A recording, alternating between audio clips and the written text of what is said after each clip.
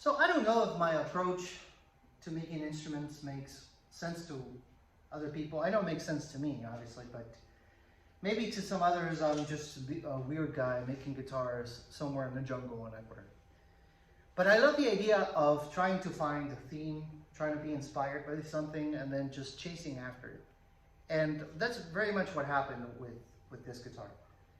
The wood that I'm using on this guitar came from my grandfather's barn. And it was obviously used for something else. They had tools hanging from it and whatnot. But it looked really interesting to me. And I thought to myself, hey, you know, why couldn't I use that for a guitar top? It looks really cool. It had some spalting. And even though I couldn't see the grain that great, because it was very aged, when I cut into it and I started playing it, I knew I had discovered a little treasure. One thing that it did have that it made it even more interesting to me is that I had at some point in time, this wood was full of worms, full of bugs that eat wood. So it had a bunch of little holes, and I'm going to show that obviously in the picture. In the video you won't be able to see it. But instead of that being something that would turn me off, it actually made it more exciting to me. I'm thinking, hey, you know, I love thin line guitars. I love these guitars that are semi-hollow. Who doesn't love a thin line? But there's always an F-hole on those. So what if instead of having an F-hole, I just don't cover up these holes and those become the F-holes? And that's kind of what I did. The guitar is, well, it's considered semi-hollow because there is a core that is on the center that, you know, that goes all the way through so they can hold the bridge and make sure the neck doesn't move. But it's hollow on the top and hollow on the bottom. All this is hollow. You can kind of hear it. It made the guitar very light, very comfortable to stand and play. Obviously, it being headless helps out a lot too.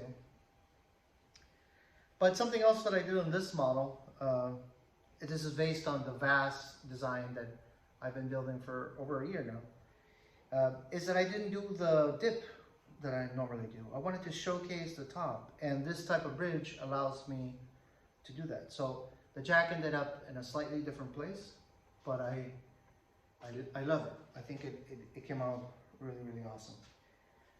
Some of the different woods that I'm using on this guitar, I'm using laurel for the back, also came out really pretty. I think the back could be a top really, it's that gorgeous.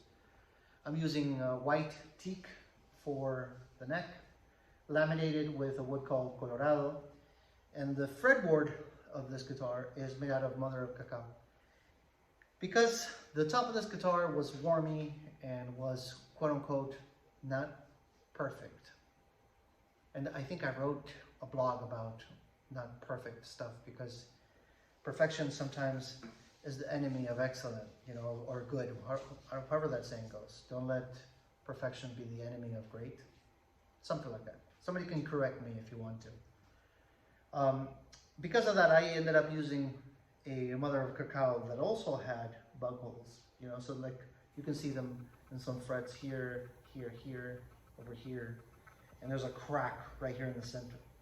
So in order for me to use this board, I had to drench it in epoxy, cover all the holes and get it nice and stable, and then machine it, and it came out great. So you have the look, but also you have the stability that you need for a fretboard.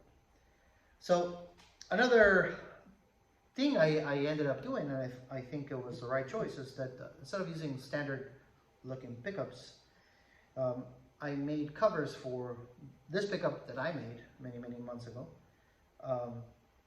using the same wood from the top, and a cover for this pickup that was given to me by my brother that I suspect it came out of a heavy metal guitar because it reads at 13 point something K. I don't remember exactly at this point.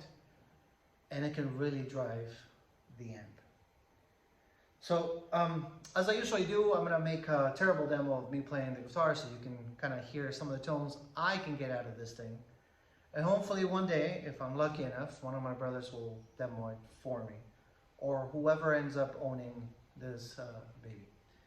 All right, so let's get to some playing.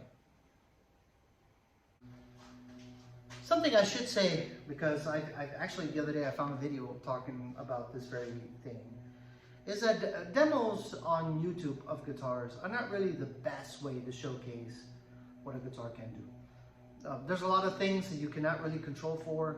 What the other person is listening on, if they're just listening on a cell phone, it's not going to sound the same as if they were listening on a studio, for example, to go with two extremes. But also depends very much so on the quality of my recording gear. And in this case, it's just a phone. So take it with a grain of salt, which you're about to hear. That being said, here we go. I'm starting out with some clean tones. I'm just gonna strum some chords so you can hear the tone of this pickup versus this one, and obviously the middle position. And then I'll slap some distortion, do some riffs maybe, and then we'll call it a day.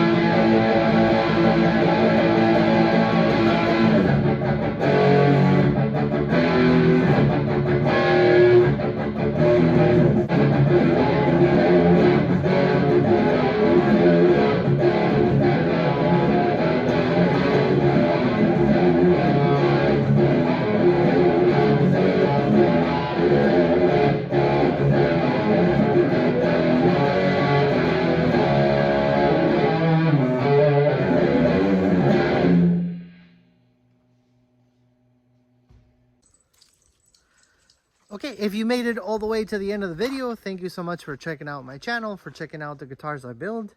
And if you like this kind of content, go ahead, give me a like. And hopefully I've earned the privilege of a subscription. See you on the next video.